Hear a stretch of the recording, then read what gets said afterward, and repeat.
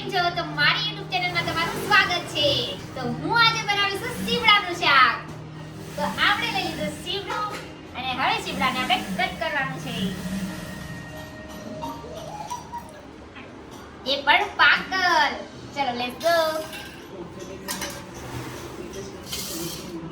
પછી આપણે એના અંદરથી કાઢી નાખવાનું છે આ બિયા.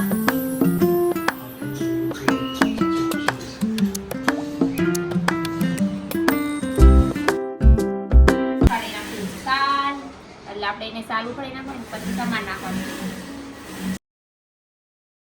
આપણે સીરું કરી નાખવાના છે બટકા કટકા કટકા કરી નાખવાના કટકા. અને કોણે કોણે સીભડાનું શાક કરેલું છે ને પાકલ સીભડાનું થોડું કમેન્ટ કરી દેજો. અને આ અમારે આવી દીધું ગામડેથી થયું ને. હા યસ ગામડેથી.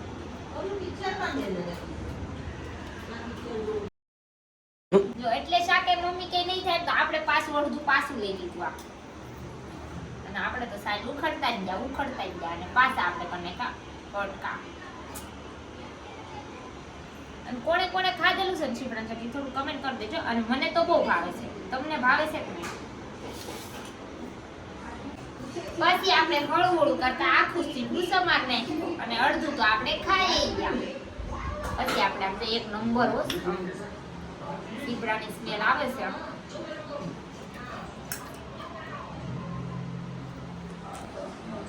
હવે આપણે પછી નાખી દઈએ. ચલો હવે આપણે બનાવવા જઈએ શાક.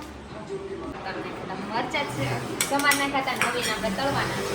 એટલે પેલા આપણે તળ નાખીએ. તો આપણે નાખી તેલ નાખી શરૂ કરવાનું છે. આપણે લાઈટ ચાલુ કરવાનું છે. પછી આપણે જે કરી નાખીએ આપણે એકદમ મરચા તળાઈ જાય ત્યાં સુધી આપણે છે ને જો લસણ ખાવી લીધું છે એના અંદર ત્યાં સુધી આપણે છે ને લસણ ઓલું કરી નાખીએ ખાંડી નાખીએ. અને પહેલાં આપણે શરૂઆતમાં નાખી દઈએ. શરૂઆતમાં થોડું નાખી દઈએ આપણે પહેલાં. તમારે શાક પ્રમાણે લેવાનું છે એટલે હું મારા શાક પ્રમાણે નાખી દઉં છું.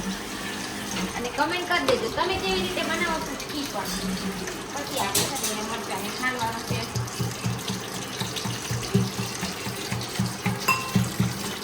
પછી આપણે છે ને હવે તમારા ઉપર કરવાનું છે કેમ કે તમારું મરચું કેટલું તીખું છે કેટલું મૂળ છે. અને હું મારી રીતે નાખી દઉં છું કે અમારે કેટલું તીખું થાય છે. પછી આપણે મરચું ખાલી નાખીએ.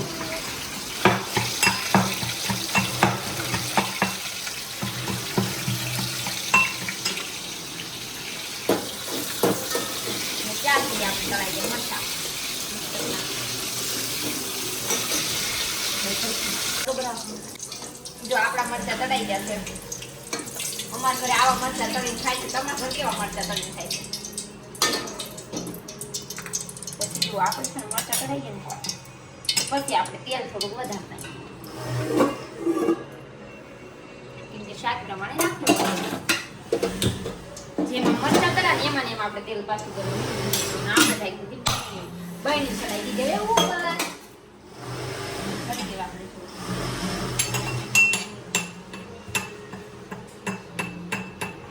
આ મરચું કાઢેલું હતું એને બની છે.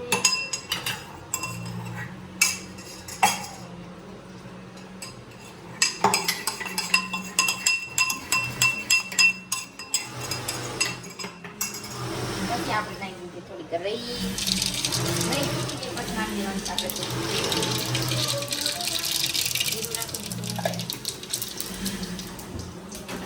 આ શું લીધું ફ્રીજમાં આવી છે? પછી આપણે લઈ લીધા 2-3 લીમડા પાંદા અને પછી નાખી દીધું આપણે આ થોડું.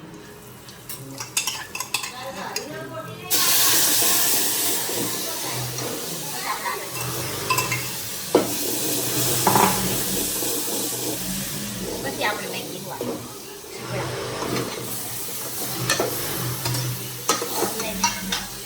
થોડીક આપણે મરચું અંદર રહી કરી. પછી આપણે નાખી દઈએ થોડું ધાણા જીરું. પછી થોડીક નાખી દઈએ હળદર અને પછી નાખી દઈએ થોડું ગરમ મસાલો. મીઠું તો આપણે નાખી દીધું હતું પેલા.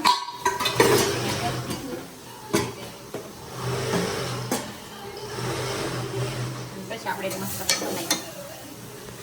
હલાવી નાખો તો કાંઈક થઈ ગયું આવી રીતે. પછી આપણે એને થોડીક વાર છે ને ધીરા તાઈ આપણે સડા દેવું ને થોડું નાખી દઈએ પાણી એટલે નીચે ના મળે એટલા ત્યાં સુધી આપણે સાફ સફાઈ થોડીક કરી અને આમાં નાખી દઈએ પછી આપણે શાકને થોડુંક હલાવી નાખવાનું. પાછું આપણે નાખી દીધું લોટ લઈ લીધો છે ને એમાં થોડું નાખી દીધું મીઠાને લઈને આપણે નાખી દઈએ તેલ નાખી અને મસ્ત લોટ આપણું શાક બની ગયું છે મસ્તકમાં. પછી જો આપણે બનાવવા માટે રોટલી એક નંબર.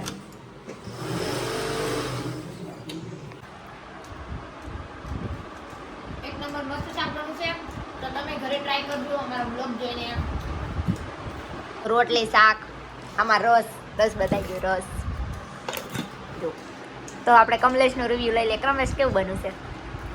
મસ્ત બની એક નંબર. એક નંબર.